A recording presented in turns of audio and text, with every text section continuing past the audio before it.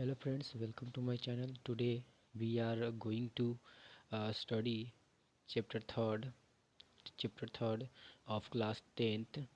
uh, Chapter name is pair of linear equation in two variables. ठीक है, pair of linear equation in two variables means दो चर वाले रैखिक समीकरण का युग्म. ठीक है, तो दोस्तों ये चैप्टर का नाम है दो चर वाले रैखिक समीकरण का युग्म.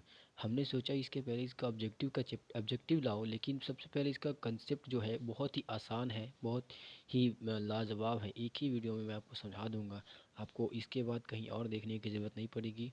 इससे पहले हमने दो चैप्टर का चैप्टर वन और चैप्टर 2 दो चैप्टर का हमने ऑब्जेक्टिव बना चुका हूँ. अगर आपने उस वीडियो को नहीं देखा है तो उस वीडियो को ज़रूर विजिट कीजिए, उसको ज़रूर देखिए.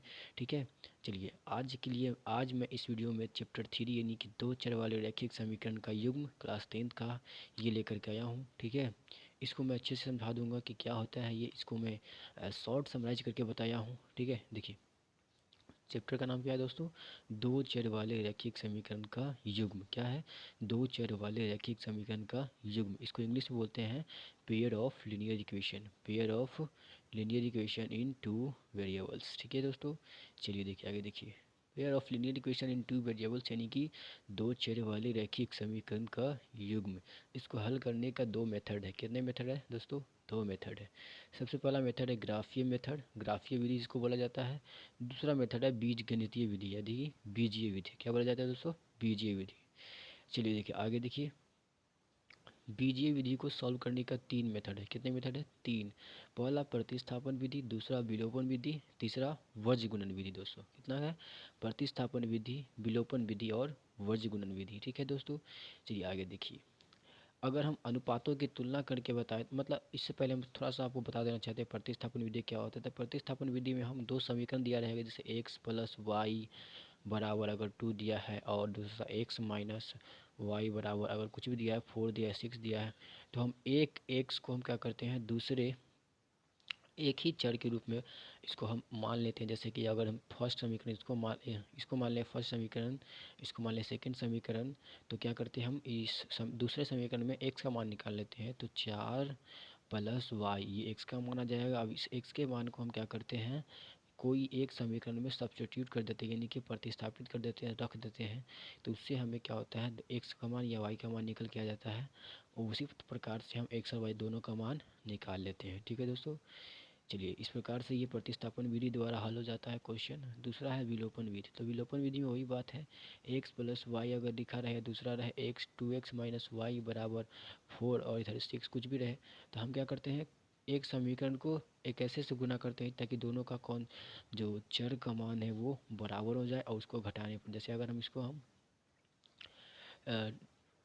इसको हम अगर 1 से चाहे तो गुना कर देना चाहते हैं, ठीक है, इसको भी 1 से गुना कर देते हैं, इससे कोई फ़र्क नहीं पड़ेगा. इसको घटा देंगे तो ये कट जाएगा दोस्तों, और ये 2x है 2x 3x हो जाएगा और इधर 10 हो जाएगा, यानी कि x का मान यहाँ से निकल के आ जाएगा. ठीक है, फिर इसको जब यहाँ पे हम सब्स्टिट्यूट कर देंगे तो यहाँ से y का मान भी निकल के आ जाएगा. इस प्रकार से ये था विलोपन विधि. ठीक है, चलिए आगे देखिए. तीसरा है वज्र गुणन विधि. तो वज्र गुणन विधि के बारे में मैं आपको अभी हम बताऊंगा वज्र गुणन विधि क्या होता है. ठीक है, आगे देखिए. अनुपातों की तुलना करने के लिए बात बोलेगा, यानी कि अनुपातों की तुलना कैसे किया जाता है.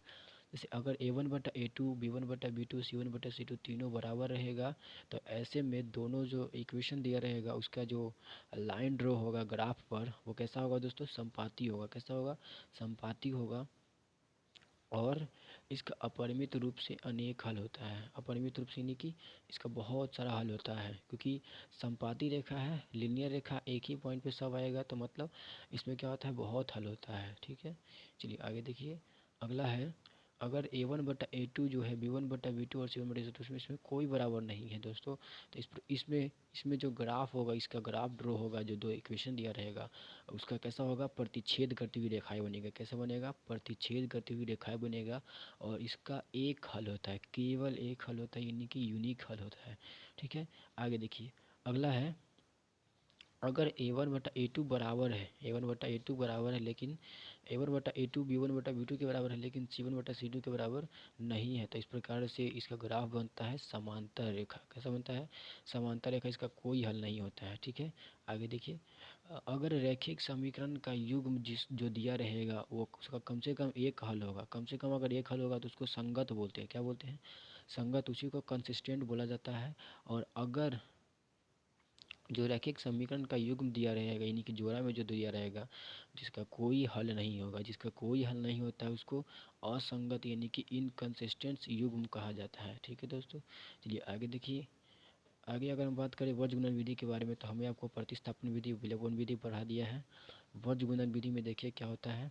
वर्ग गुणन विधि में क्या होता है, जैसे हमें दो इक्वेशन अगर दिया रहेगा, जैसे यहाँ पे दो इक्वेशन दिया हुआ है, जैसे यहाँ पे दो इक्वेशन दिया हुआ है a1x b1y plus c1 equal to 0, a2x plus b2y plus c2 equal to 0। तो इसमें हमको x का मान निकालना होगा। तो सबसे पहले हम क्या करते हैं, x को लिखते हैं, फिर बराबर का चिन्ह देते हैं, फिर y को लिखते हैं, फिर बराबर का चिन्ह देते हैं, फिर कांस्टेंट 1 को लिखते हैं।